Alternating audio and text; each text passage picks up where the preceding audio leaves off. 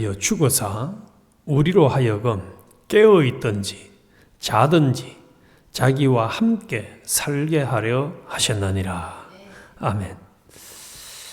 예, 오늘은 예수님의 죽으심과 재림의 목적이라는 제목으로 같이 은혜를 나누겠습니다.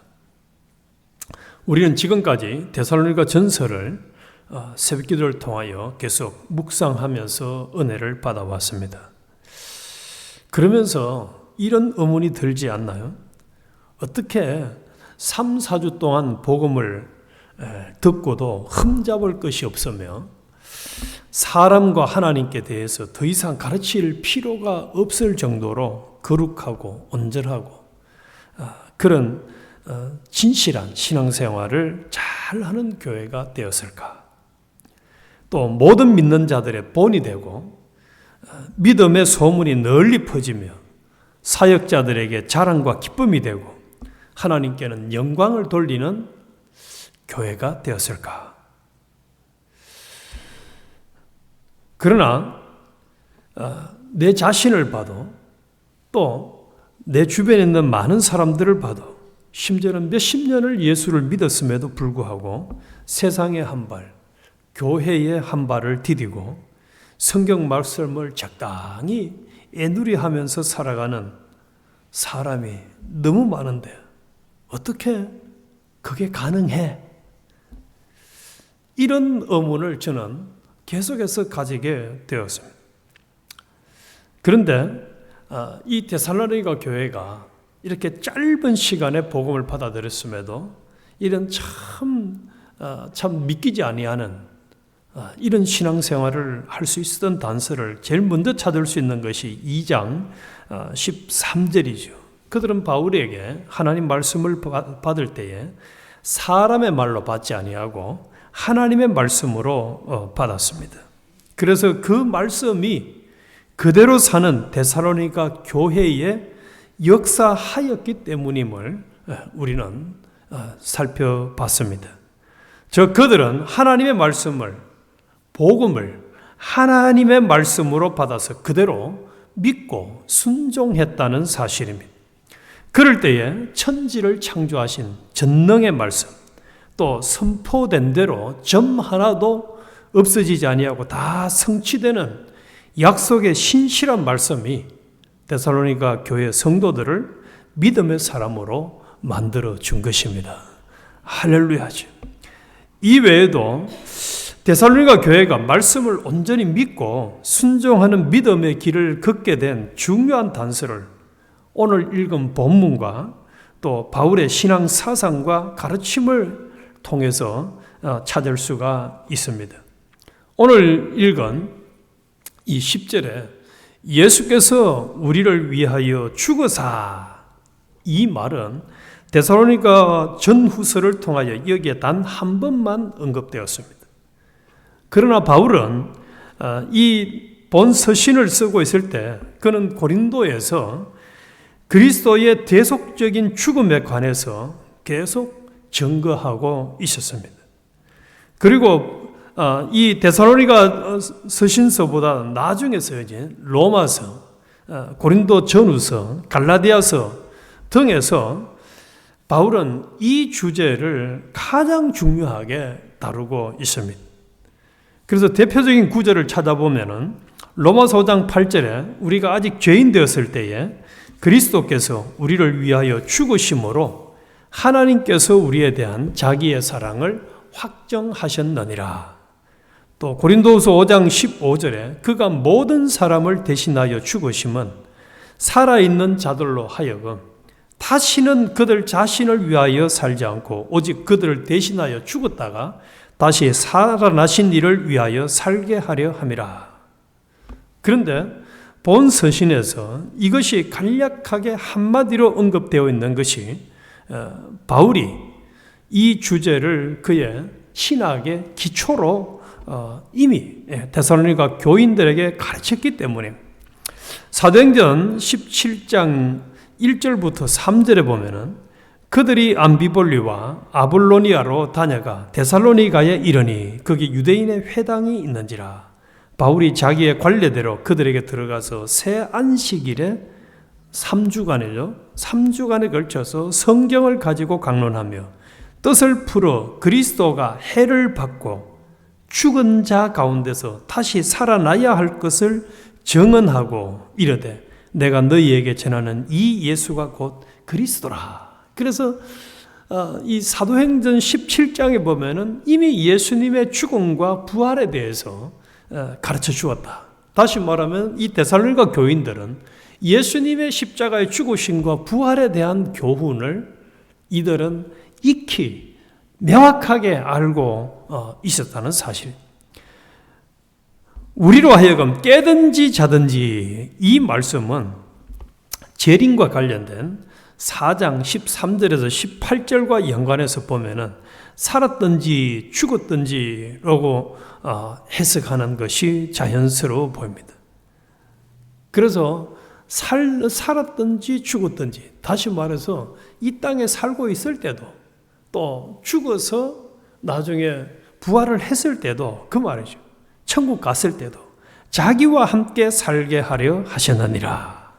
그래서 예수님이 자신의 생명을 내어줌으로써 얻게 된 이 부활의 생명을 가르치며 또 9절의 구원과 마찬가지로 종말론적인 의미를 갖습니다. 그래서 예수 그리스도는 모든 사람이 구원받기를 열망하심으로 계획을 세우시고 우리를 대신한 이 순종의 생애와 또 자신의 몸을 친히 대속제물로 희생하심의 죽으심 그리고 부활로 이 구원의 선물, 부활의 선물, 영생의 선물을 우리 택자들에게 주신 것입니다.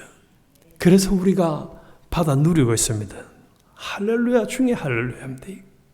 그러므로 데살로니가 교인들뿐만 아니라 예수를 믿는 모든 사람에게 예수 그리스도는 그가 다시 오심으로 인한 종말 그리고 모든 성도들의 부활을 통하여 하늘나라에서 영원히 함께 살 자들이라는 것을 바울은 강조하고 있는 것입니다. 그래서 예수님의 재림은 장래의 노하심에서 우리를 건져주시는 계기가 되심을 1장 10절에서 말씀해 주셨고 또 예수님의 재림은 우리의 소망과 기쁨과 영광의 시간이 될 것임을 2장에서 말씀해 주었습니다. 그리고 예수님의 재림은 거룩한 삶의 동기가 되는 것을 3장에서 말해주었고 예수님의 재림은 슬픔 가운데 있는 자들에게 소망과 위로를 줍니다. 특별히 그 4장 마지막 17절 후반부에 보면 그 후에 우리가 살아남은 자들도 그들과 함께 구름 속으로 끌어올려 공중에서 주를 영접하게 하시리니 그리하여 우리가 항상 주와 함께 있으리라. 그러므로 이러한 말로 서로 위로하라.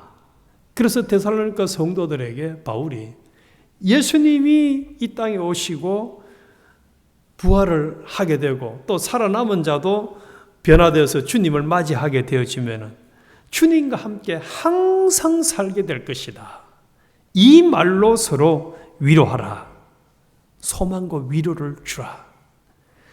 그리고 예수님의 재림은 오늘 이 본 이제 장 5장 1절에서 3절과 또 23절을 통해서 성화의 목표가 되어집니다. 그래서 1절에서 보면은 1절 형제들아 때와 시기에 관하여 예수님의 재림의 때와 시기에 관하여서는 너희에게 쓸 것이 없으면 주의 날이 밤에 도둑같이 이럴 줄을 너희 자신이 자세히 알기 때문이라. 그들이 평안하다 평안하다 할 그때에 임신한 여자에게 해산의 고통이 이름과 같이 멸망이 갑자기 그들에게 이르니 결코 피하지 못하리라. 그래서 예수님의 재림에 대해서 바울은 도둑같이 임한다. 임신한 여자의 해산과 같이 임한다고 비유를 했습니다. 이 두 비유, 은유는 강조점이 약간 다릅니다. 도둑같이 임한다는 것은 도둑이 언제 온다고 예고 안 하고 오지 않습니까?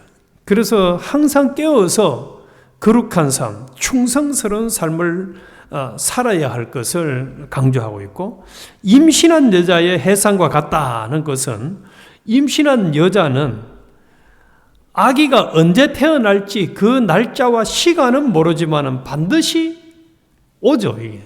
임신을 한 여자는 아기를 낳는 때가 옵니다. 그래서 예수님의 재림은 반드시 온다는 거예요. 따라서 예수님의 재림이 임하게 될 것이고, 그날이 이르면 우리는 영원토록 주님과 함께 부활하게 되고 하늘나라에서 영원히 함께 살게 될 것이라는 소망을 주고 있는 것입니다. 할렐루야. 그렇다면 그때에 우리는 어떤 모습으로 영원히 주님과 함께 살 자인가 상상을 해봅시다.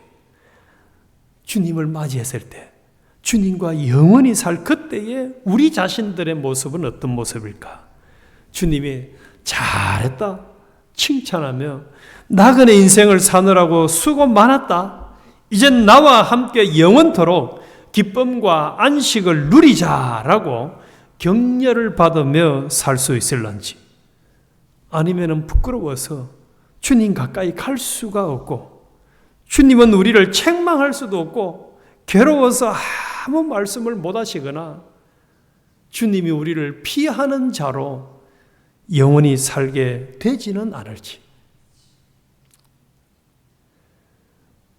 여기에 대해서 사도 바울은 고린도전서 3장 14절과 15절에서 다음과 같이 말씀합니다.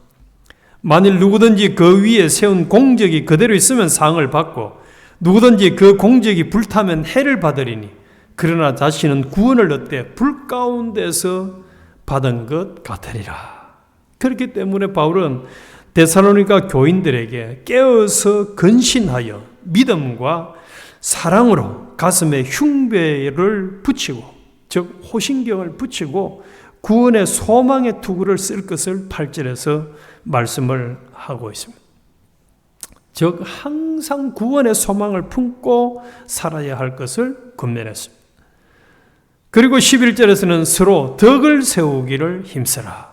13절에서는 사랑 안에서 귀하게 여기며 화목하며 지내라. 14절에서는 마음이 약한 자들을 붙들어주며 모든 사람에게 오래 참으라. 15절에서는 악을 악으로 갚지 말고 모든 사람을 대할 때에 항상 선을 따르라.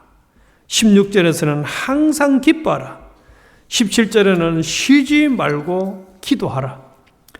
그리고 18절에서는 범사에 감사하라. 이것이 예수 그리스도 안에서 너희를 향하신 하나님의 뜻이니라 말씀을 했습니다. 우리는 예수님의 재림이 언제 일어날지를 모르기 때문에 항상 깨어서 빛의 아들들처럼 행해야 합니다. 주님의 구원하심은 우리를 항상 자신과 영원히 함께하기 위함이기 때문에 우리는 서로 권면하고 서로 덕을 세우는 일에 힘을 써야 합니다. 그래서 재림을 반드시 맞이할 우리가 그날에 부끄럽지 않고 온전히 거룩하게 영과 혼과 몸이 그리스도의 장성한 분량에 이르기까지 자란 영광스러운 몸으로 맞이할 수 있는 우리가 되어야 하겠습니다. 그러기 위해서는 악은 뭐라도 버리라고 했습니까? 모양이라도 버리라는 거예요. 철저히 매 순간마다 하나님의 뜻을 따라서 온전히 순종하는 믿음의 사람, 의인의 길로만 걷는 자들이 되어야 합니다. 그리하여 영원토록 해와 같이 별과 같이 빛나는 주인공이 되시기를 주님의 이름으로 축원합니다. 하나님 아버지, 주님의 재림에